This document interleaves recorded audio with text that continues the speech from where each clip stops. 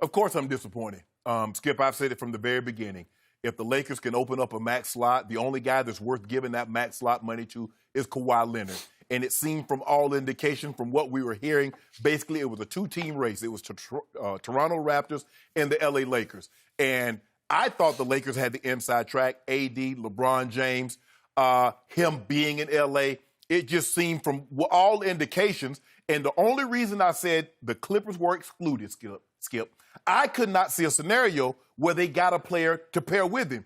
I'm like, Dame Lillard is not leaving Portland. Giannis is not leaving Milwaukee. I'm going all over. I'm like, okay, big guy. Okay, who could he get that want to go to the Clippers?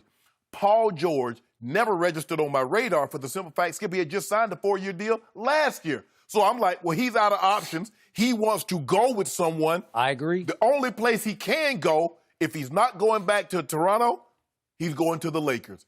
And lo and behold, they're working behind the scenes, and they pulled this off. It's come to find what we know now, Skip. He had his mind made that he wanted to go to the Clippers only if they could get a second star. And he kept delaying. When everybody said, oh, he's going to make an announcement on Wednesday, it's going to be Thursday, it's going to be early Friday. What he was doing was allowing Jerry West to work behind the scenes to get this deal done. And they were able to pull it off. And I was out Friday, and another earthquake happened, Skip. But I think it was... This was an even bigger one. It was an even bigger one than the Thursday one. Yep. But the bigger shock was, the bigger quake was to come about 35 minutes later when breaking news, everything was stopped. Kawhi Leonard goes to signs with the Clippers. And then a minute later, Paul George is traded to the Clippers. I'm like, where did this come from? And then when you find out, Skip, what they had to give up to get Paul George, the Clippers, they gave up more to get Paul George than the Lakers gave up to get Anthony Davis. Depending on how the picks turn out. Picks turn out, yeah. But I got you. Skip, you give up what? 4 unprotected, 1 protected, and 2 flips. Swaps, and Gallinari and Shai Gilgeous-Alexander. So that's about 6-7 players. So I was surprised. I was very disappointed that they weren't able to pull this off. But I understand it. There was a lot of things that started working against the Lakers. Yep. I don't know what Magic hoped to accomplish by saying that I talked to Kawhi and he reached out to me. I don't understand. That was the first right there. Kawhi said, see, I can't trust you guys. That is correct. Magic helped do in the team he so dearly loves. He's like, I can't trust you guys. Yep. I give you one specific task. And the same thing with Toronto. He's like, how the hell they knew I was coming back? How the helicopters get up here? How all these people lined up? And the one team that kept hush, nothing got out, not one peep, Skip, was the Clippers. Skip, I was shocked that they were able to pull this off. They gave up a lot. And in this day and time, with social media, all these insiders, nobody had anything, Skip. How were they able? The president can't even do anything without it getting out. How were they able to keep this hush-hush for 24, 48, 72 hours is unbeknownst to me. But I tell you what, Skip Bayless, the new sheriff, he doesn't say much, has his hair cornrowed, he has a ginormous hammer. And he swung it, and when he struck the ground, the earth moved. Literally. Maybe that's why we had a second earthquake or third earthquake. But to make a long story short, Skip, I'm a little disappointed. But all isn't lost.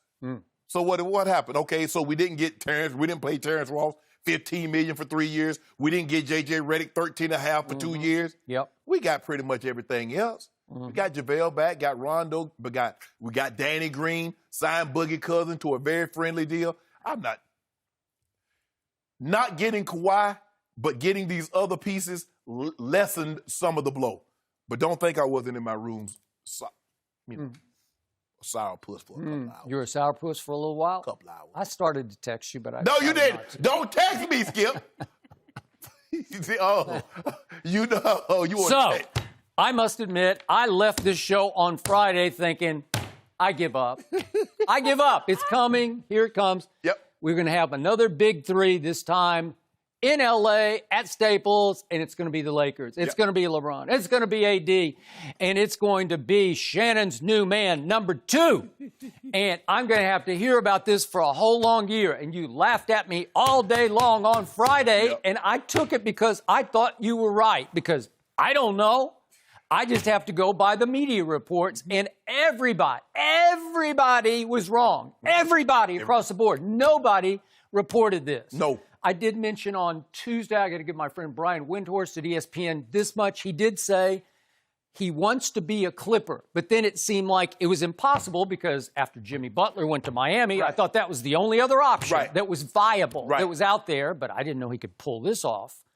So, Friday night, I'm at my place with my wife and my little daughter, Hazel, our little Maltese, and the earth moves. Literally, it moved again. And it was such a big shake for my wife and her sister, Joyce, who's from New York. They're both from New York, so they haven't been through this. So Joyce lives away, not too far from us. So she comes over, and we're all saying, is it going to happen again? Is it going to happen again? And my household is literally upside down because all the pictures fell, and they think, are we going to get hit with another one? Right. So they can't go to sleep, and I'm trying to watch the Zion game, but then at halftime they say, Zion banged knees with somebody, he's out and might be gone for the rest of the Summer League, right? Correct. But I still have the game on, and I'm still trying to keep up with it. And then finally, I'm wearing out, and it seems like they're calming down enough, and I think, okay, that's it, because I get up at 2 o'clock in the morning. You get up early. We all get up early. And so I hadn't had a nap. And so I'm starting to look at 24 hours up. And I said, it's almost 11 o'clock. It's over. We got to stop this. We got to calm down and go to sleep. And I think, you know what? I'll just check the computer one more time. Boom! We went from earthquake to bombshell. And I just sat back. And when I first saw the headline, I thought it was a Laker headline. I did. I saw L.A. and I thought, oh, God. That's it. But then what? Paul George? What? Yeah. They got on red jerseys in their mock-ups? What? I thought it was a joke at first. I didn't know what it was. And then the last laugh I got because I just sat back and I said, he just did to the Lakers exactly what he did to my Spurs. He is number 2 and always will be number 2 to me because in the end, he burned you just the way he burned me. He duped the Lakers, I believe, into really believing they had a shot at signing him. And they hung on when all along, I think from the start, his heart was set on Clippers. Mm-hmm. So he took you, Lakers, and the media for one long ride. And it seemed endless. It was a hell of a ride. He played all of us like a fiddle. And in the end, I had to step back and applaud how brilliantly devious this guy was, because this is devious to me. What he did to my Spurs was devious. I'm going to say it one more time just for those who are newcomers to this. But he quit his way out of San Antonio because he exaggerated a thigh bruise into some sort of serious thigh injury, and he missed 73 games, and he was basically saying, I want out. Right. Just get me out of here. Get me to L.A. And when they wouldn't trade him to Lakers or Clippers, I don't know if they tried both. Who knows what happened? They weren't going to do that anyway. Right. They shipped his butt up to Toronto. But it was going to be just 1 year, one stopover, because his heart was still set and his vision was focused on, I think, Clippers. Mm-hmm. So he bamboozled everybody, especially the Lakers. And I'm going to push back on one thing you said.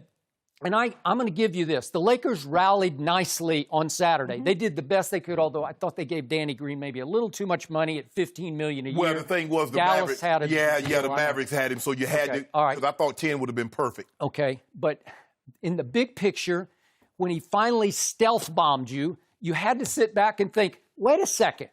What if we could have had enough intel, Lakers, which I don't trust the front office right now, but what if somebody could have read the tea leaves correctly? Because I'm reading the Toronto Star report from yesterday in which it says that the indications were early, all through the playoffs, that he, number 2, and Uncle Dennis Robertson were focused on the Clippers. So, again, this is probably coming from, I'm guessing, Masai Ujiri or somebody within the Toronto front office. Right. Their read on this was he was focused on the Clippers from the start.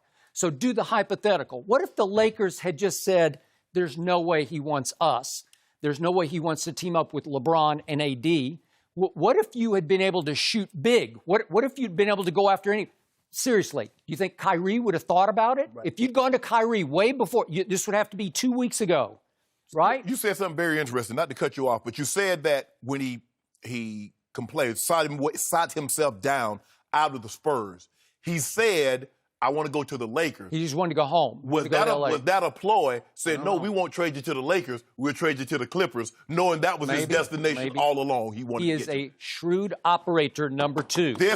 That's what he tells me now. Okay, all right. But my point is, did he sabotage the Lakers from the start by trying to string them along, right? Because do the hypothetical. What if you could have gone after Kyrie from the start? Now, I'm going back a week before the official start of free agency a week ago Sunday. I don't believe Kyrie was coming. Okay, but you don't know. What if you go to him and you say, hey, would he not be, to me, the perfect fit with LeBron and AD? Yeah. He's the perfect fit. Mm-hmm. And again, if he had indeed made peace with LeBron, I'm just doing the big picture hypothetical. Okay. And then you look at all the big players. Would Clay have thought about it if you'd gone right to Clay a week before? I don't think so. Maybe not. I don't think so. Okay.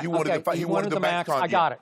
With Jimmy Butler, if you had just gone to him right away and said, we're out on Kawhi. We want you. Would he have thought twice about it instead of going to Miami? I don't know. No. So now you're down to J.J. Redick. You missed on him. Terrence Ross. I love Terrence Ross. Again, you missed on him, so it starts to fall down levels. And I give you this. They rallied nicely, but I still think number 2's ploy from the start was to sabotage what was going to be his arch rival, the team that shares the building that he was going to be in.